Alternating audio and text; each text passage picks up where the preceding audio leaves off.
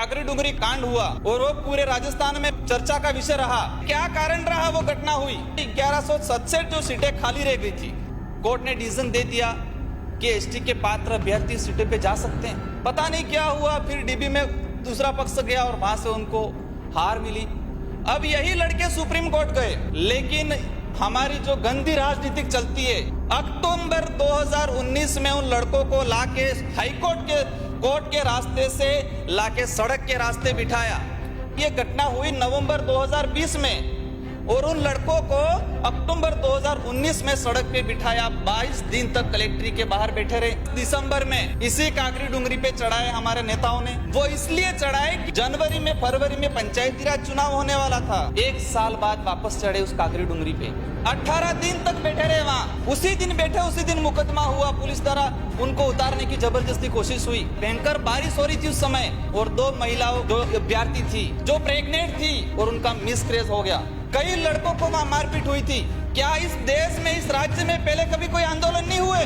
क्या पहले कोई कभी सड़कें जाम नहीं हुई? तो सड़कें, चलो लड़कों ने गलत किया, जाम होते तुरंत जाके लाठीचार्ज कर दिया, आधे घंटे में फायरिंग कर दी, धूम धाम कर दिया।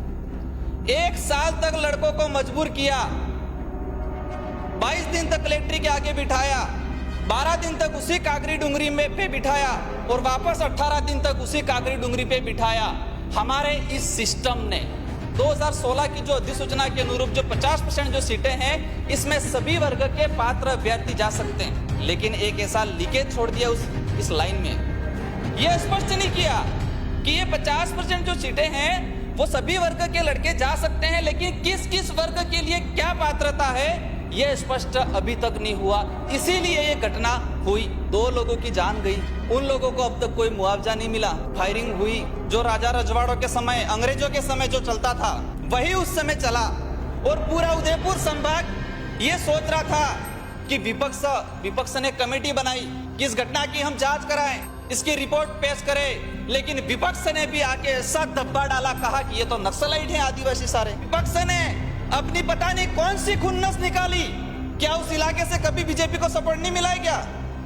क्या उस इलाके से कांग्रेस को नहीं जीता? एक बार लोगों ने हमारे जैसे गरीब लोगों को एक मत देके यहाँ बेच दिया तो उसका खामियाजा ये थोड़ी है कि उस लोगों को मारा जाएगा, जेल में बना जाएगा।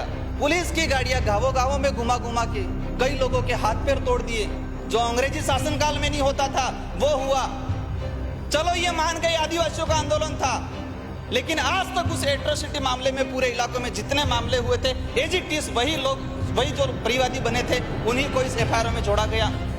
20 से 25 एससी समाज के लोगों को जोड़ा गया इसमें। एक ऐसी घटना बताऊंगा मैं। एक हरिजन टीचर था, वो सुबह स्कूल जा रहा था, अपनी मोहाली में उसकी पोस्टिंग थी और पुलिस इसको उसका नाम और उसकी जाति पकड़ के जेल में डाल ली थी। उसका पैर तोड़ दिया गया, उसको जेसी कर दिया गया। क्या, कौन सा तरीका है ये? माइनॉरिटी के लोगों को डाल दिया बीच में। सारे हमारे लोगों तो पार्टी के खेरवाड़ा का सीआई साहब कहते हैं हम तो सबको डाल देंगे अंदर। हमारा प्रदेश अध्यक्ष से लगा के सारे के एफआईआर में मुकदमे में डाल रखे। कौन सा गुनाह किया था हमने?